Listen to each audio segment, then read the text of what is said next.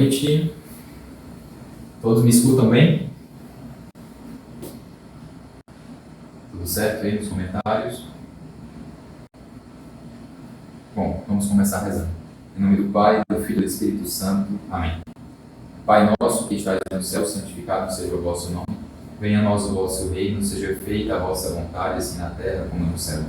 O pão nosso de cada dia nos dai hoje, perdoai-nos as nossas ofensas, assim como nós perdoamos a quem nos tem ofendido. E não nos deixeis cair em tentação, mas livrai-nos do mal. Amém. Ave Maria, cheia de graça, o Senhor é convosco, bendita sois vós entre as mulheres, e bendito é o fruto do vosso ventre, Jesus. Senhor de Deus, rogai por nós, pecadores, agora e na hora de nossa morte. Amém. Inspirai, Senhor, as nossas ações e ajudai-nos a realizá-las, para que em vós comece e para que em vós termine tudo aquilo que fizermos por Cristo, Senhor nosso. Amém. São José, rogai por nós. Nossa Senhora do Carmo, rogai por nós. Em nome do Pai, do Filho e do Espírito Santo. Amém. Bom, na aula passada, nós pudemos analisar de uma forma mais destrinchada o que exatamente é a razão humana, como ela se manifesta em suas diferentes operações. Então, nós vimos sobre a virtude da técnica ou da arte em relação à razão prática produtiva. Nós vimos sobre a virtude da prudência quanto à razão prática propriamente dita. E no campo da especulação, da razão especulativa, nós vimos as virtudes da ciência, da sabedoria e do intelecto. Essas são as 5 virtudes pelas quais o homem consegue bem pensar, desenvolve corretamente seu pensamento. Mas o campo do pensamento se interliga com o campo da afetividade, com o campo da escolha. Nós somos um composto corpo e alma. Esse composto, ele tanto recebe informação, quanto com essa informação a interpreta, a, digamos assim, processa, e a partir disso se move, ou seja, decide, age, escolhe, faz, a partir dessa informação, alguma coisa, alguma obra, digamos assim. É assim que nós somos. Mas essa inteligência, sem vontade e sem uma afetividade bem ordenadas, ela não vai conseguir nem começar a pensar. A gente pode cair na tentação de pensar o seguinte: bom, eu raciocino e a partir desse raciocínio, a minha razão vai guiando a minha vontade, vai guiando as minhas emoções. Mas não é só isso. Esse campo de vontade, razão, inteligência e emoções, ele não é só um campo de ida, no sentido de a razão vai guiar vontade e emoções. Não. Ele também volta. A emoção também interfere na inteligência. A vontade também interfere na inteligência. E isso nós podemos ver nas aulas passadas. Eu comentei vários exemplos onde, por algum motivo, por alguma interferência, seja virtuosa, seja viciada, a emoção ou a vontade interfere na inteligência. Nós temos, por exemplo, o que a gente chama de confiança. Confiança é quando eu, a partir da testemunha de outro, ou seja, sem a posse daquele conhecimento, mas a partir da testemunha somente de outra pessoa, e claro, a partir da escolha de que essa pessoa, digamos assim, seja confiável, eu faço um ato de confiança. Aquela pessoa está certa. Eu acredito, digamos assim, no que aquela pessoa diz. Isso é um ato, digamos assim, da inteligência junto à vontade. Porque a vontade escolhe que a inteligência aceite aquilo como verdade. Então, um amigo meu diz que comeu, não sei, carne com arroz no almoço. E eu não sei disso. Eu não tive essa informação. Eu não vi ele almoçando. Mas aquele amigo me é confiável e eu escolho essa afirmação dele, assenti-la como verdadeira. Então, é um ato, digamos assim, da vontade junto à inteligência. Isso é um exemplo básico, onde a vontade, digamos assim, participa do pensamento. Agora, outro exemplo em relação a isso é quando a emoção participa da inteligência. Nós temos, por exemplo, um homem que, extremamente irado com alguma pessoa, se propõe, a partir dessa ira imensa, a decidir, a deliberar, a pensar qual seria a melhor forma de fazer o mal àquela pessoa. Esse pensamento ele foi despertado pelo quê? Por uma emoção. emoção destrutiva da ira, no caso. Ou seja, a ira me fez pensar para adquirir uma finalidade, para atingir uma finalidade, que no caso era fazer mal a alguém. Também isso pode ir para o lado positivo. Né? Eu posso querer fazer o bem a alguém. Eu amo muito uma pessoa, de forma emotiva mesmo, emocionalmente, eu amo muito uma pessoa, e eu quero raciocinar qual é a melhor forma de expressar esse meu amor àquela pessoa. Ou seja, a razão está funcionando, mas ela não está funcionando de uma forma alheia às emoções, não. Ela está funcionando movida pela emoção. Percebe? Portanto, esse campo de razão, vontade e emoção, ele não é só um campo de ida, no sentido de o que eu sei me move a fazer. Não. Porque às vezes o que eu sinto e o que eu escolho também me move a pensar, a raciocinar, né? A alcançar certas verdades ou às vezes certas mentiras. Né? O campo da ideologia, né? E eu falo de ideologia do conceito clássico, né? De uma espécie de mentalidade falseada acerca de todas as coisas, né? Acerca de assim, do mundo, né? De como o mundo funciona. Essa ideologia ela vem com participação da vontade, ou seja, a pessoa está habituada a escolher acreditar em algo que não é verdade. Por exemplo, uma ideologia que aceite essa mentira de que nem todo mundo tem dignidade humana. Ou seja, certos seres humanos têm dignidade humana. Isso é mentira. Mas se eu começo a me afeiçoar a essa ideia, que é mentirosa, mas se começo a me afeiçoar a ela e começo a escolhê-la, aí vai se compondo uma ideologia. E agora eu vou precisar justificar racionalmente por que eu acharia, né, nesse exemplo hipotético, de que por que exatamente todos os homens deveriam ser dignos? Não, nem todo homem é digno. E eu começo a tecer argumentos para provar minha ideologia, que é uma mentira. Tá certo? Ou seja, esse campo, ele não é tão simples. Essa não é tão simples quanto a gente pensa. E, igualmente para a educação. Então, eu não consigo só formar uma inteligência bem arquitetada se eu não considero uma emoção bem arquitetada, uma vontade bem arquitetada. Ou seja, a arquitetura da inteligência se interliga à arquitetura da alma como um todo. E justamente por isso, né, a gente abre sequência para falar de outros campos, né, da alma. Mas hoje eu quero tratar justamente de uma ponte, né, de uma extremidade da arquitetura da inteligência, justamente na qual ela se liga com esses outros âmbitos da vontade e da emoção. Isso é importantíssimo para a educação. Justamente a rede, né, que interliga os três, que é o campo da escolha, é o campo da decisão. A vontade é aquilo que nos faz livres.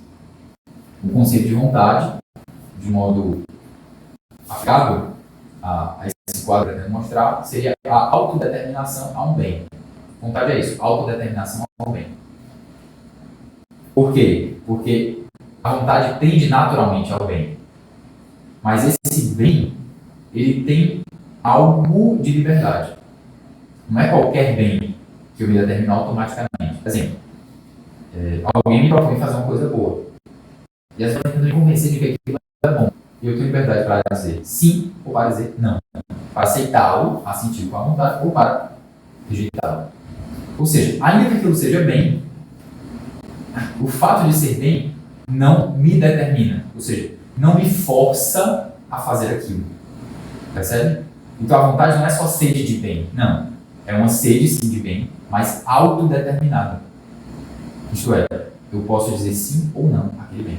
Né? Quando a gente toma, por exemplo, a história dos anjos, Deus é extremamente atrativo, é o maior dos bens.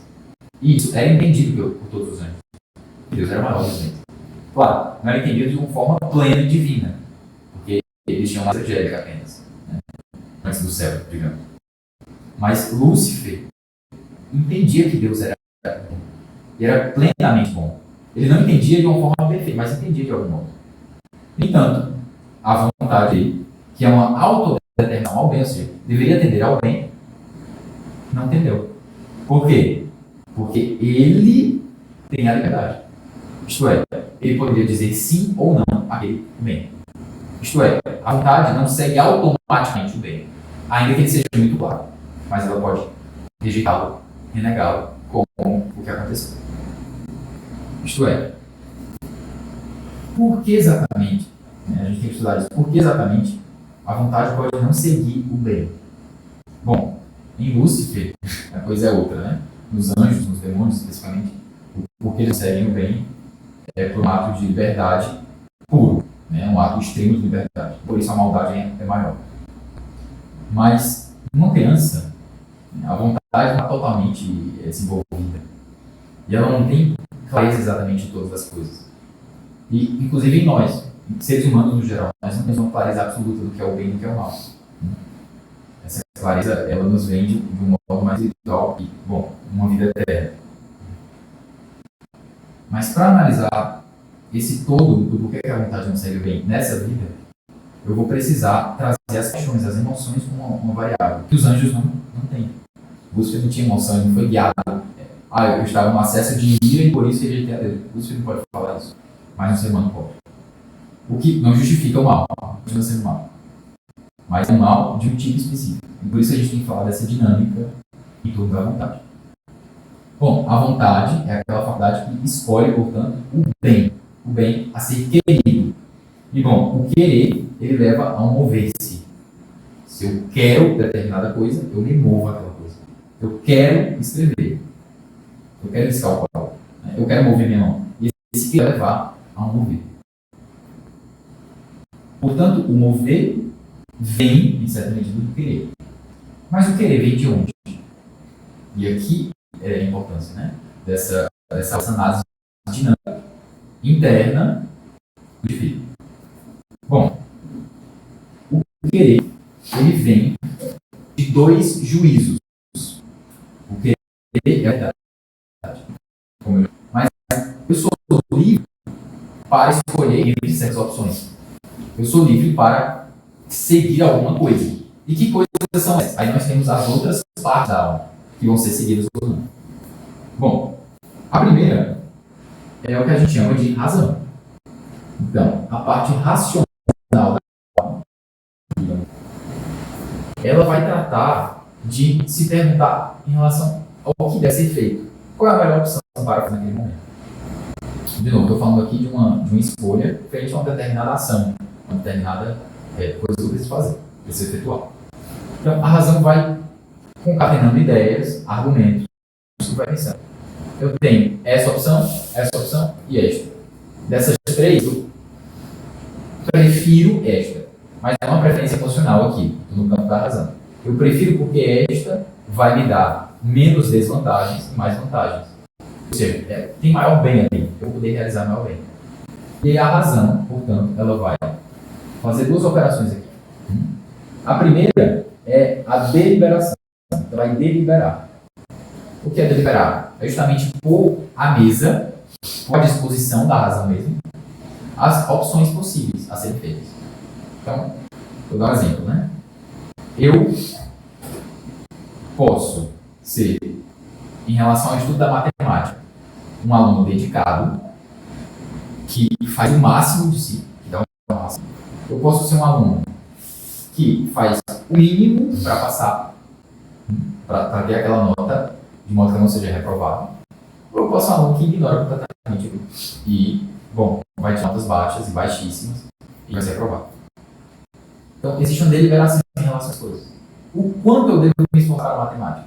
Isso é uma deliberação que, no final, gerar um querer aquilo que é o melhor. O que é o melhor para mim? A razão vai aqui trabalhar. Vai trabalhando, vai articulando. E ela pode raciocinar o seguinte.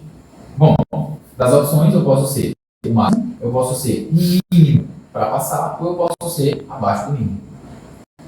E bom, até no máximo, entre o máximo e o mínimo para passar, também existe aqui uma escala. Por exemplo, a prioridade pode não ser a matemática. Um determinado aluno, ele tem afinidade por inglês, por linguagem, né? Principalmente a língua inglesa. E ele quer trabalhar muito isso. Né? O pai estimula muito a isso e ele pretende, em uma futura profissão, trabalhar em algo que exige inglês. Estou supondo, tá? Nesse caso, ele precisa deliberar sobre quão importante é a vida dele. Aquilo em relação a ele. Estudar matemática é um bem, mas o que isso tem em relação comigo? Aqui e agora, neste ambiente. Ou seja, isso é um caso particular. Eu preciso deliberar sempre, não sobre coisas abstratas, mas sobre coisas particulares. Então, diante de um estudo a ser feito, o quanto eu vou me identificar aqui. Certo? Isso é deliberação. Então, posso até escrever aqui, né? A deliberação seria você dispor as opções possíveis. Opções possíveis de quê? De bem. Ou seja, de bem a ser realizado.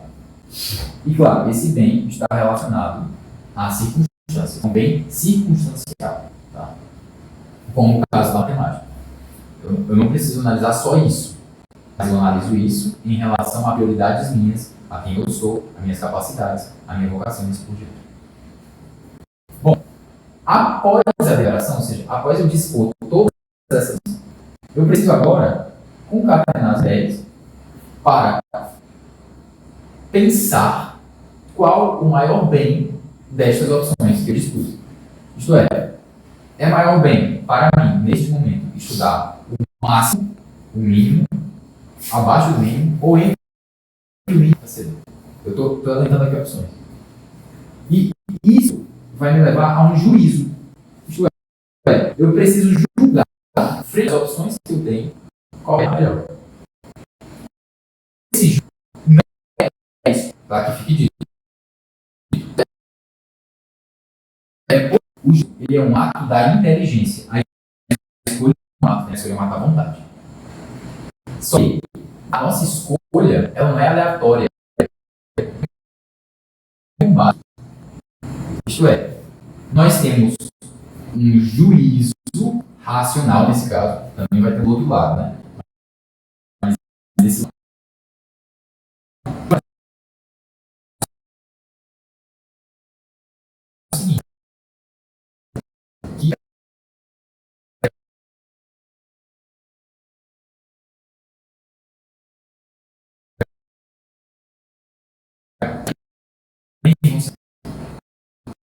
opções, elas são dele, elas são julgadas aqui e entregues a vontade.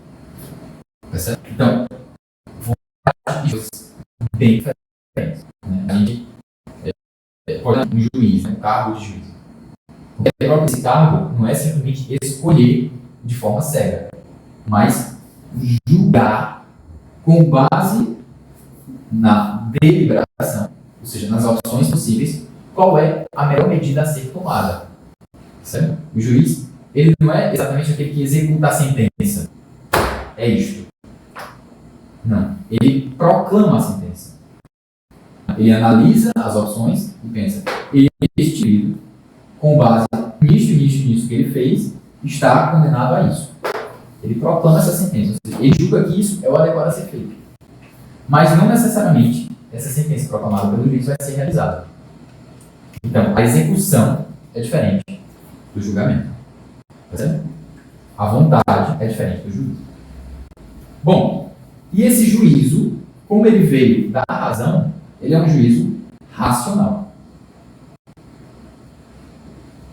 Por quê? Porque a gente vai ter um outro juízo ali, que já que eu falo. Tá? Então, esse juízo racional é exatamente o que ele vai propor. Esse vai dispor as opções todas. Mas esse, ele vai afunilar. Ou seja, há uma opção a ser feita. Propor a melhor opção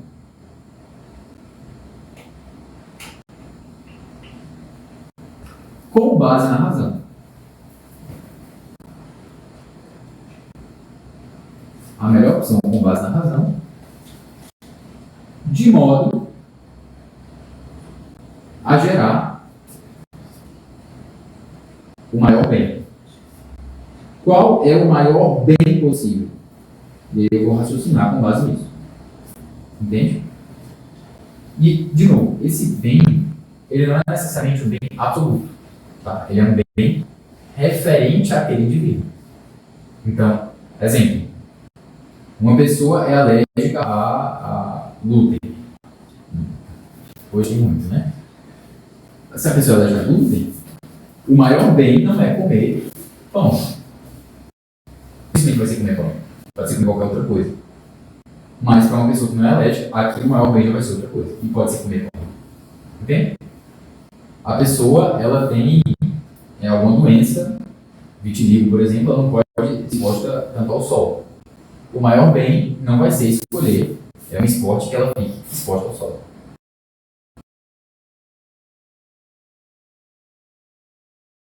Já vi para ela fazer. Ok? Esse ele tem relação com o indivíduo. Não é um bem no sentido absoluto, mas um bem circunstancial. Ou seja, o que é a melhor coisa a ser feita neste momento, diante dessas circunstâncias. Por que é que eu digo tanto isso? Porque o juízo racional não se refere àquela inteligência especulativa que eu comentei. Eu falei da virtude da ciência, da sabedoria, do intelecto em relação à razão especulativa. Eu não estou tratando disso. Esse mundo todo, ele se trata de quê? De razão prática. Isto é, a razão que propriamente analisa as opções a serem feitas e escolhe, medindo o bem de cada opção, aquela que tem maior bem, não é razão especulativa, é razão prática. É por isso que ela é importante para a vida moral e para a vida do indivíduo como um todo. Porque ele vai resolver problemas, ele vai escolher as melhores opções, ele vai, digamos assim, ter responsabilidade diante dos seus próprios atos.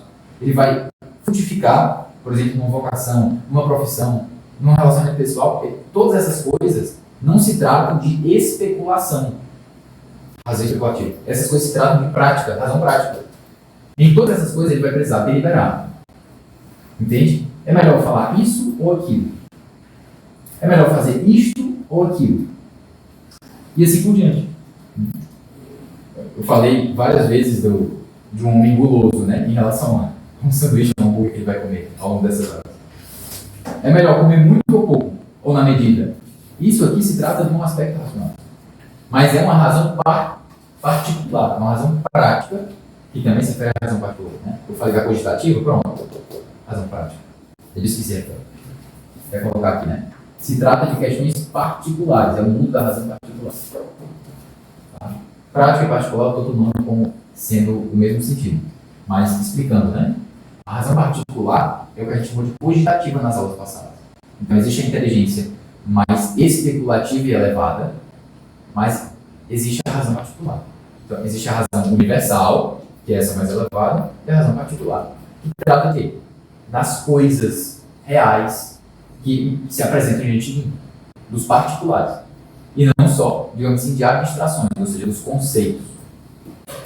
Esses conceitos, eles estão justamente na razão universal, que não está aqui. Claro, isso tem relação, né? A razão particular bebe da razão universal. Com princípios, com a sabedoria e com a ciência, que eu tinha comentado. Essas coisas vão iluminar a razão prática, que a partir desses princípios, em relação à razão universal, vão poder concatenar as ideias e deliberar. E essa deliberação vai levar a um juízo. Ou seja, do universal vai vir para o aqui e agora. Entende? Por exemplo, de conceitos como a finalidade do homem, como o que é equilíbrio, como o que é virtude, como o que é bem, como quem sou eu, a minha relação com o meu corpo, a partir de tudo isso, que são questões mais especulativas, a razão prática vai beber deste saber universal. Vai poder pensar, concatenar se a melhor opção é comer muito grado ou comer menos, em determinado dia, por exemplo. Entende? Ou seja, essas estão se interligadas. Mas o ponto aqui é um ponto prático. Sempre que eu vou agir, eu estou agindo de modo prático. E eu não posso pular isso aqui. E a virtude da razão prática, lembrando, a gente chama de prudência. E não de ciência. E não de sabedoria. E não de intelecto. Nós chamamos de prudência. Essa é a virtude. Tá? Como eu falei na aula passada. Bom, então, esse juízo racional, ele vai então propor a melhor opção. No caso, a gente está falando aqui de uma conclusão. Então, deliberei opções, julguei a melhor opção, conclusão, eu entreguei. Então, eu concluí. Essa é a conclusão racional.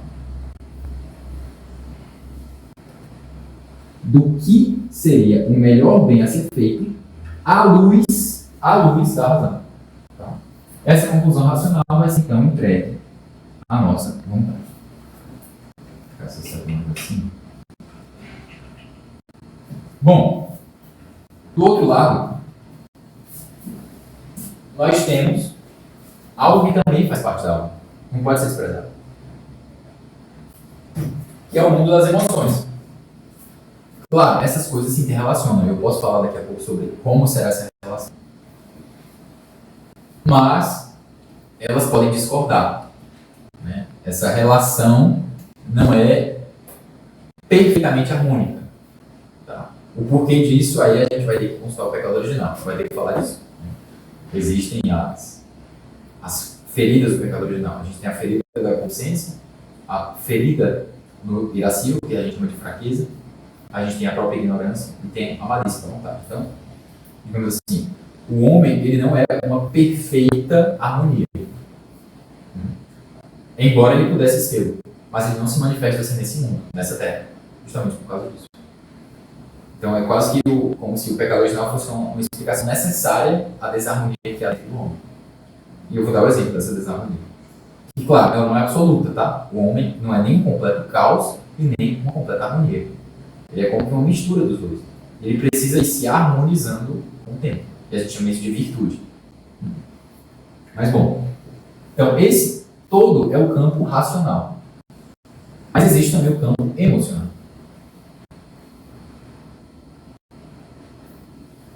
O campo da emoção, diferentemente do campo da razão, ele não vai enxergar, ele vai sentir. Então são coisas bem distintas. Isso aqui enxerga e sente. Só que, ainda que ele só sinta, esse sentimento pode guiar a vontade. Pode arrastar a vontade. Como se fosse uma visão. Ou seja, como se fosse uma razão aqui.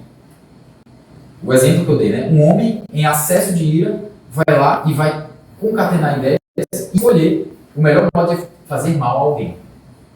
Como eu vou poder fazer essa pessoa sentir a maior dor possível nesse momento? Ou seja, como é que eu vou poder torturá-la da pior forma, da forma mais cruenta? Pronto. Isso é como se a emoção estivesse dando aquela verdade. Ou seja, a verdade que é bom, então, torturar aquele homem naquele momento. Mas por quê? Porque a emoção, ela é uma moção. E emoção é justamente isso. É uma moção, é um movimento que emerge do homem, no caso, no âmbito dos sentidos internos, né, no âmbito interior. E esse movimento que emerge, ele pode ser tão forte que ele guia a vontade como se fosse, de fato, um guia. Ou seja, como se fosse alguém que enxerga coisas e que vai encatenando ideias. Mas ele não faz isso de fato. Ou seja, se aqui no campo racional existe uma deliberação, onde explora as opções possíveis a serem feitas, e julgo racionalmente a melhor delas, e apresento isso à vontade, aqui não. Aqui não há uma deliberação, mas há uma, digamos assim, junção. Uma junção mesmo, uma sobreposição de paixões. De acordo com o objeto que está sendo apresentado. Explique. Diante, por exemplo, de um animal desconhecido, se apresenta diante de mim muitas emoções. Eu posso ver um leão. Supondo que eu nunca conheci um leão na vida. Né? Um leão se apresenta diante de mim. Naquele momento eu posso sentir um certo amor, ou seja, vê-lo como um animal admirável e querer saber como ele é, né? Como ele se comporta. E eu quero ficar olhando para aquilo. Porque um leão, enfim, é um animal muito feroz, é um animal muito grande, mas ao mesmo tempo esse amor está junto com um certo temor. Ele pode me ferir. Eu estou vendo garras, eu estou vendo músculos, eu estou vendo um animal imenso, eu estou vendo dentes. Né? E ele não está fazendo uma expressão muito boa para mim. Temor. Então aquilo vai surgindo. O amor, ou seja, essa admiração por aquele ser, e esse temor está se dando a esperança. A esperança de, bom, ele está correndo para mim. Ele está, eu acho que ele tem começa a esperar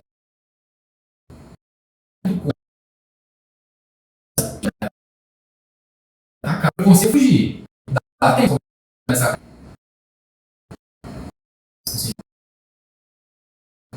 o amor, ele está apontando para o outro lado. O amor, ele não está apontando para uma certa admiração, uma certa aproximação. Do outro lado, ou melhor, do meu lado aqui, em relação ao tema da esperança, vai surgir uma audácia. Ou seja, eu preciso dar o máximo possível para poder escapar daquele mal. Ou seja, aquele leão que quer me apanhar. Ou seja, esse tempo e a esperança, no caso, o temor daquele mal, a esperança de fugir e de poupar a própria vida, e a audácia de conseguir fazer, ou seja, de conseguir, digamos assim, se empenhar para realizar essa fuga, eles estão se concatenando, estão se somando, se acumulando. Do outro lado, o amor está sozinho. E aí, supondo que surge aqui um certo ódio, ou seja, um ódio àquele leão. Por quê? Porque ele me oferece mal. Esse ódio também está desse lado. Então, o temor se concatena com o ódio, com a esperança, com a audácia. Todas essas emoções tendendo a quê? A que eu me afaste daquele leão e saia correndo para livrar a minha vida. Claro, essas emoções, cada tipo de emoção está se referindo a algo diferente. De novo, a esperança está se referindo a poder fugir, a conseguir fugir. É algo possível. Ou seja, é um meio que eu posso alcançar, essa fuga, para que eu poupe a minha vida. O temor já não se refere à fuga exatamente, mas se refere àquele ser que é uma ameaça para mim. Mas o movimento de fugir é o mesmo movimento, a direção, digamos assim, que o temor aponta, é a mesma direção que a esperança. Por isso que essas emoções se somam. Esperança e temor. E a audácia? A audácia de realizar de fato aquilo que a esperança espera.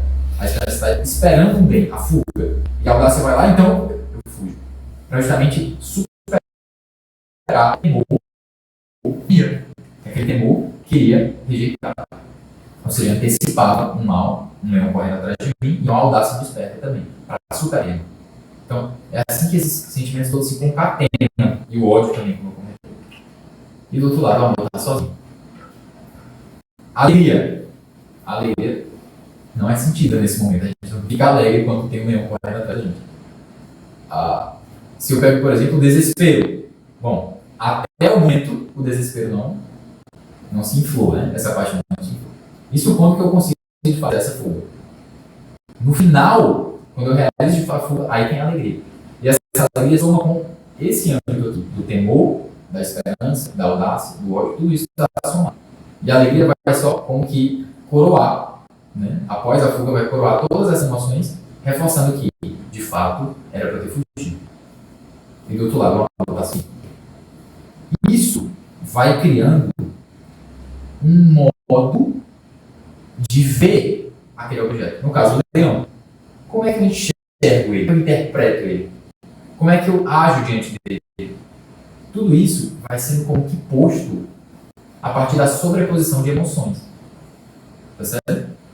E de novo, nesse caso eu não estou nem falando de uma coisa má. Estou falando de uma coisa natural.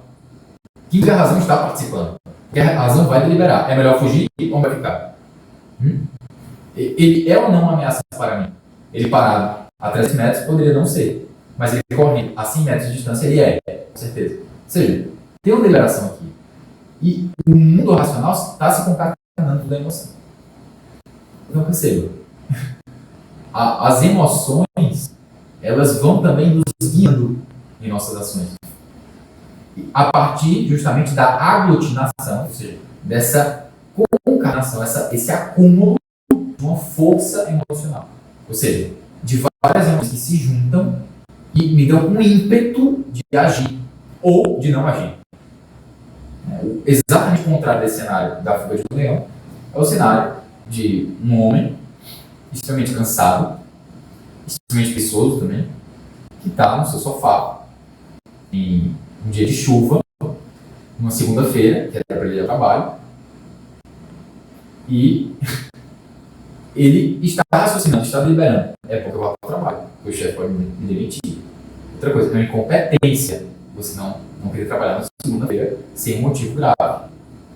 Mas essa razão, embora ela apresente o juízo de que, qual é a conclusão racional? Você tem que ir para o trabalho, as emoções estão se concatenando aqui, do outro lado.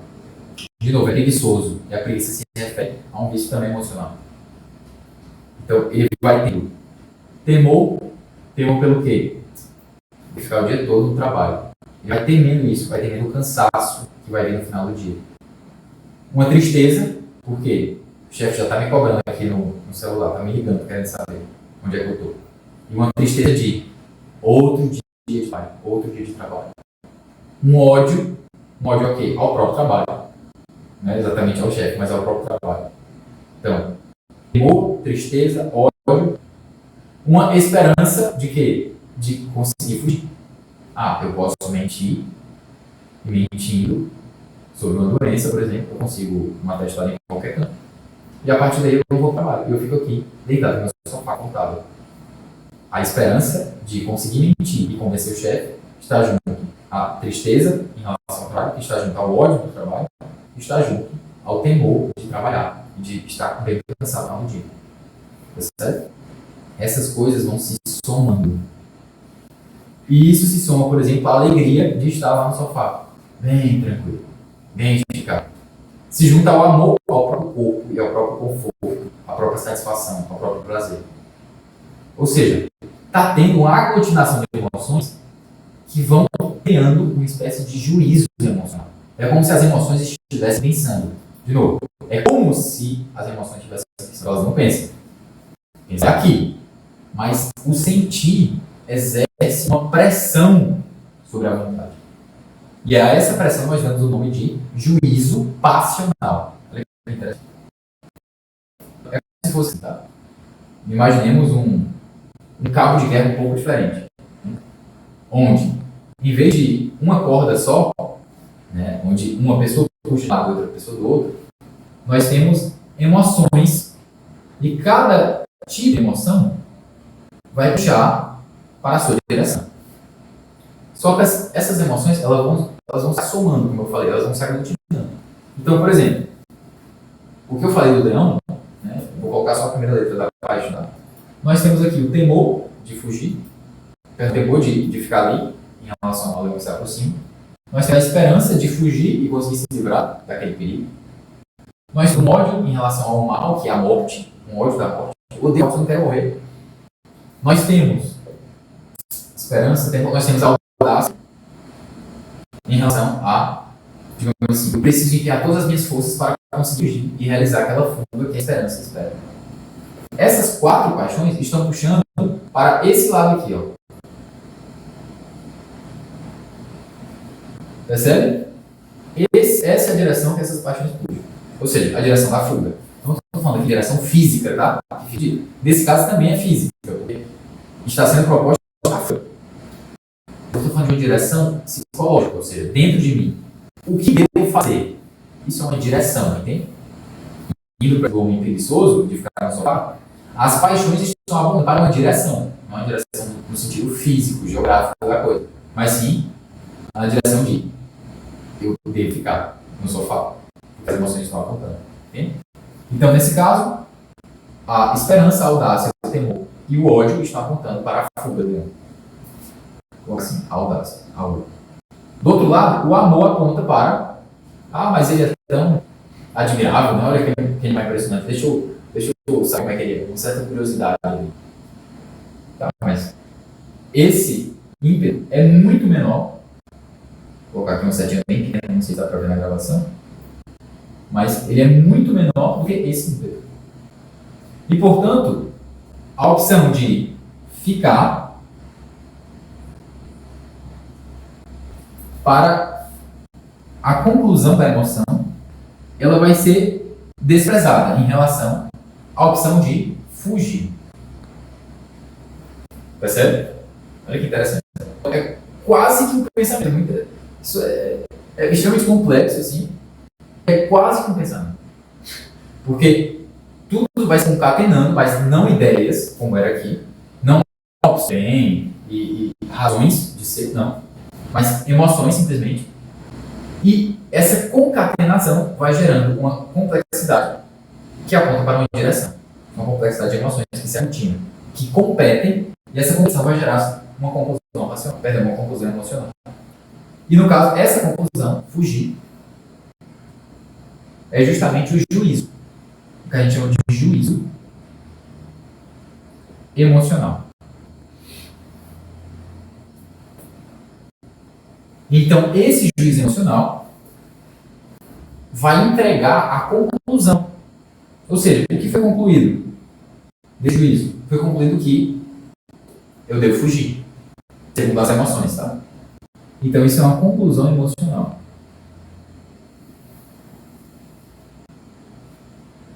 E essa conclusão emocional vai também se apresentar à vontade. Por quê? Porque a vontade é a autodeterminação ao bem, como eu falei.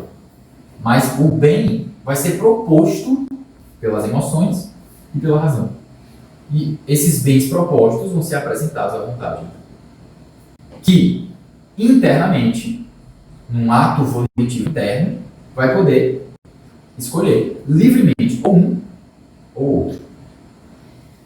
Então, a conclusão emocional se entrelaça com a conclusão racional e a vontade vai então fazer a sua eleição. Isto é, este ou este? Ah, vai ser este, por exemplo.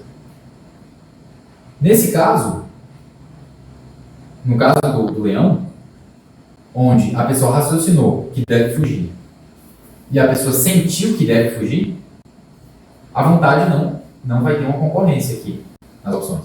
Porque eles não só se entrelaçam, como eles formam exatamente a mesma opção. Tá certo? Tanto aqui está raciocinando, devo fugir, quanto aqui está sentindo, devo fugir. Portanto, o que é que eu vou fazer? Fugir. Isto é, a vontade, que é cega, está sendo guiada de uma forma harmônica pelos dois campos, o da emoção e o da razão. Mas, no outro exemplo que eu dei,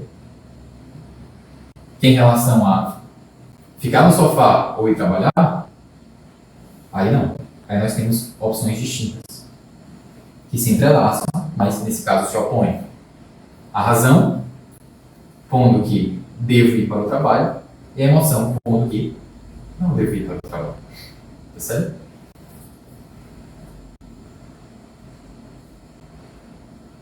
Esse entrelaçamento, ele, no entanto, tem algumas, digamos assim, alguns fatores que podem agigantar a conclusão emocional ou diminuí-la. Tá?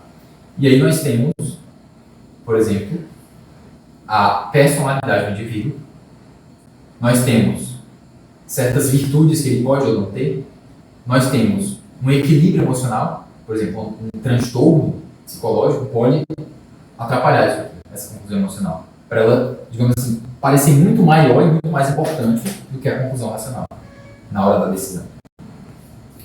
E nós temos também uma espécie de tipo inato, né? Existem pessoas que são mais racionais que emocionais, por uma questão fisiológica. Outras, o contrário, são mais emocionais que racionais, e assim por diante. Ou seja, a depender de um conjunto de fatores, eu posso tender a seguir mais um lado que o outro. Também, o nível de inteligência pode definir se eu vou fazer esse juízo de uma forma rápida e de uma forma clara o suficiente para que a vontade o siga. Às vezes, nós raciocinamos, mas de uma forma tão obtusa, tão confusa, que, digamos assim, esse juízo não está tão claro acerca do que deve ser feito. E por isso eu sigo a emoção. Ou seja, eu sigo a emoção por falta de argumento e de clareza da razão. Entende? Então, falta de inteligência nesse sentido. Outras vezes, eu sigo a emoção, que discorda da razão, como no caso do sofá, porque a emoção está muito forte. Né? Por exemplo, um vício. Um vício aumenta a força dessa conclusão emocional. Por quê? Se eu sou preguiçoso, nesse caso dormir no sofá, ele é extremamente preguiçoso. Então, ele já está habituado, na vontade, a escolher esta opção, isto é, a conclusão emocional, e não esta, que é a conclusão racional. Ou seja, o hábito da vontade dele já está nisso. Ele já está habituado a seguir isso aqui. E isto aqui está desordenado nele, porque ele tem amor mais ao próprio conforto, ao próprio prazer, do que a bens maiores, mais elevados. Isto é, as emoções estão desordenadas. E aí, ainda que a razão funcione de algum modo, a vontade não vai seguir. Porque a desordem na emoção é grande e porque a vontade está habituada a seguir essa mesma desordem da emoção. Tá certo? Então, é um dinamismo interessantíssimo, no qual a gente confronta pensamento com sentimento. E no qual, eu preciso falar, nem sempre essas duas coisas estão em concordância. Mas às vezes, e muitas das vezes, estão também em concordância. Quando eu estou com fome e como de forma devida.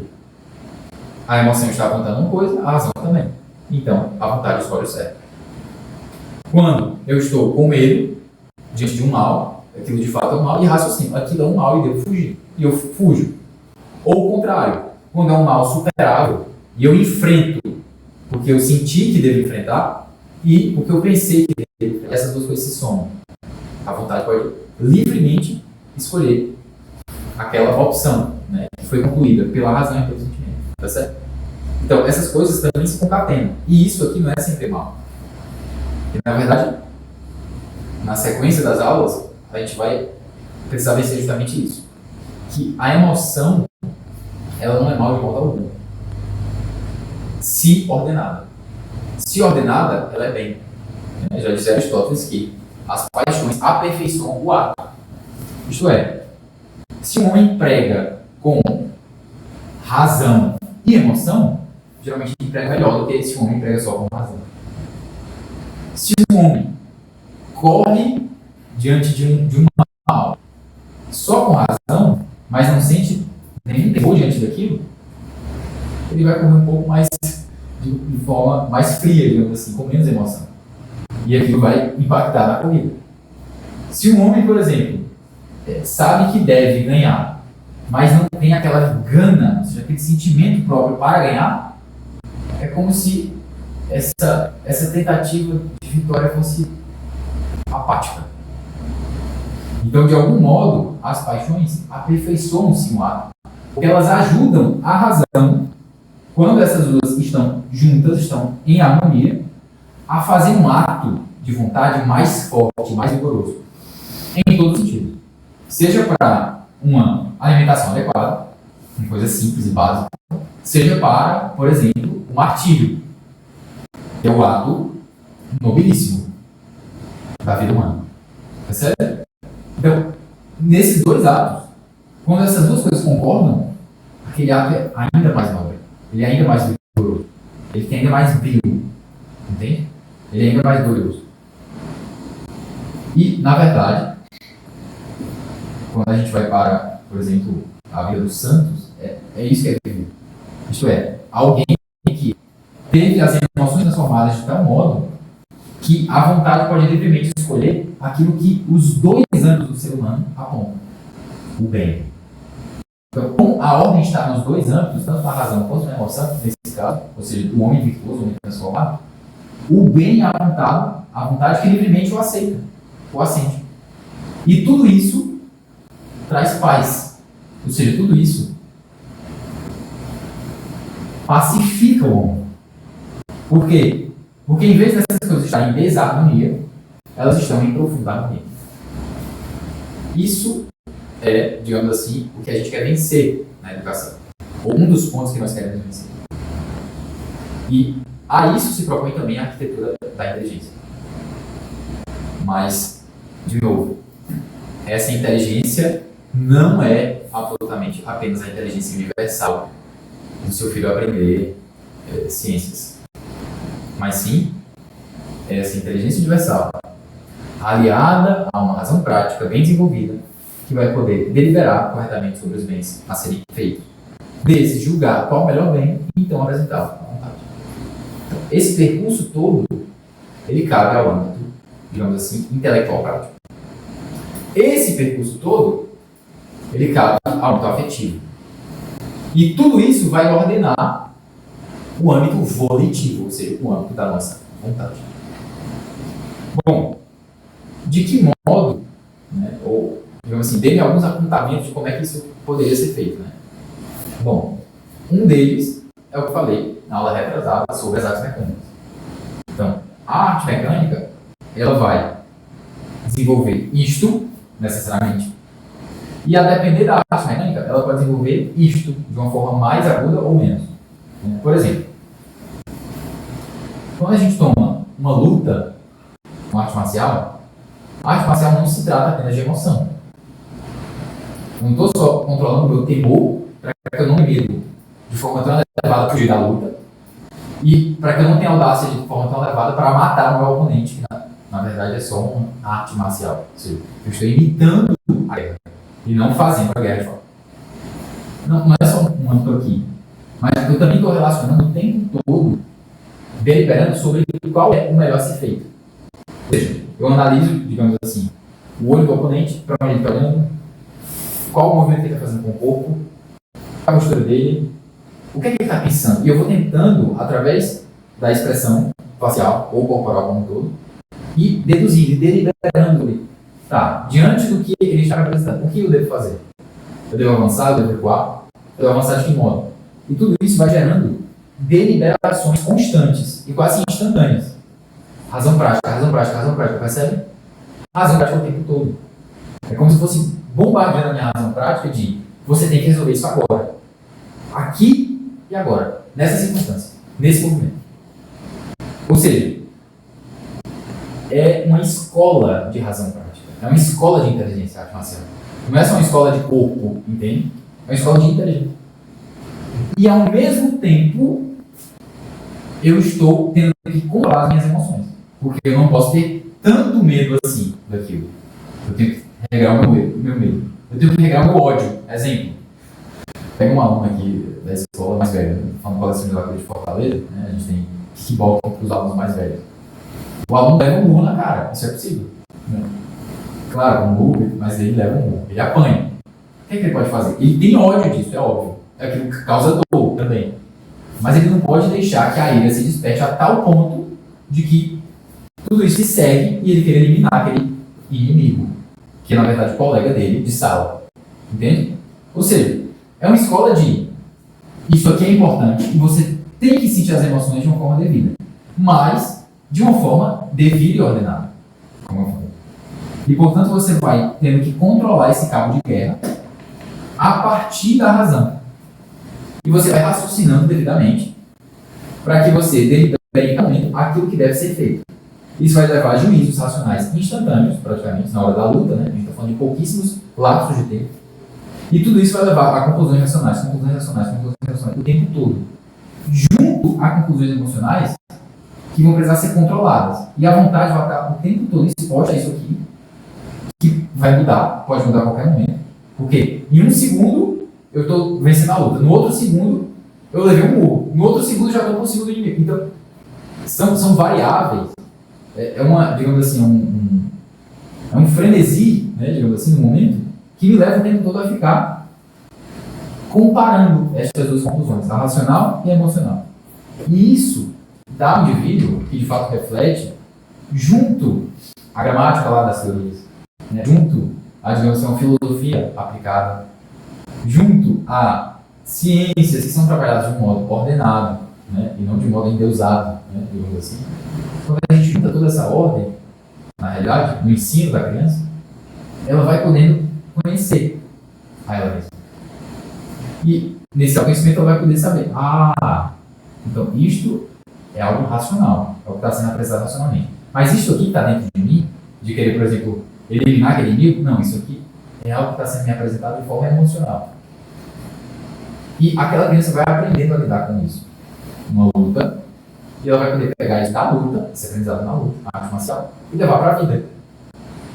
Então, digamos assim, de forma quase poética, né? Quando a vida bater nela, né? Quando vê alguma tragédia, algum mal que há na vida, ou mesmo algum bem, ela vai poder separar as coisas. Conclusão racional, conclusão emocional. O que devo seguir, como devo seguir, quais são os argumentos, qual é a deliberação. E ela não precisa nem ter esses termos em posse. Quando eu falo de uma criança mais nova, claro, um jovem de ensino médio precisa ter esses termos em posse. Era para você, que está assistindo essa aula, saber disso há muito tempo.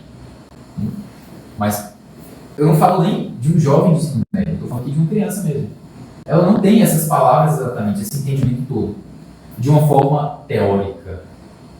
Mas ela tem de uma forma prática, porque ela foi exposta na experiência escolar, na experiência de vida dela, a concatenar razão e emoção para escolher o bem adequado.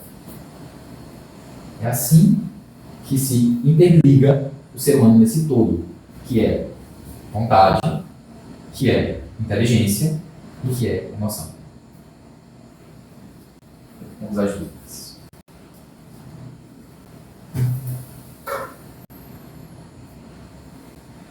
Bom, antes, quero divulgar novamente o curso da Arquitetura da Inteligência, tá? A gente vai ter um curso presencial e online nos dias 18 e 19 deste mês. É um sábado e um domingo. No sábado a gente vai ter a manhã inteira. E no domingo a gente vai começar às 8h30, terminando às 18h. Claro, com pausas para lanche, né, para refeições em geral. Tá bom? Esse curso, ele pretende, além de, digamos assim, concatenar, né, e dar uma visão panorâmica de todas essas aulas dadas até agora, trazer algo a mais da esfera afetiva.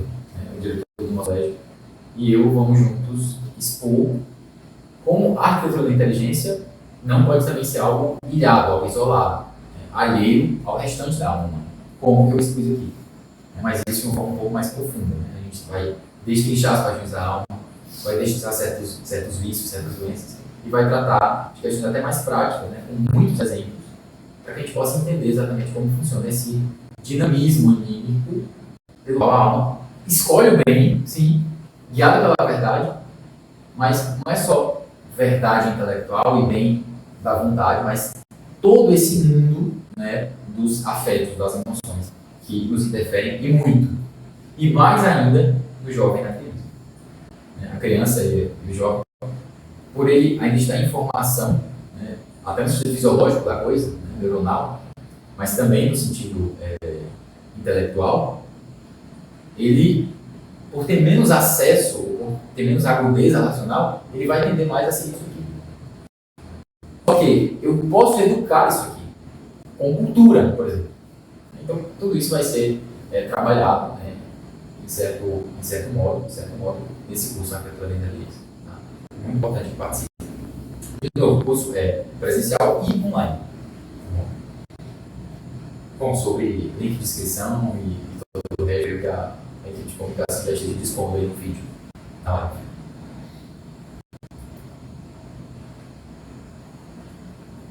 Acho que é isso. Sem dúvidas.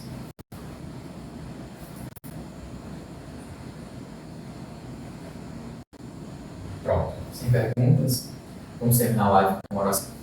Em nome do Pai, do Filho e do Espírito Santo. Amém. Ave Maria, cheia de graça, o Senhor é convosco, bendita sois vós entre as mulheres, e bendito é o fruto do vosso ventre, Jesus. Santa Maria, Mãe de Deus, rogai por nós pecadores, agora e na hora de nossa morte. Amém.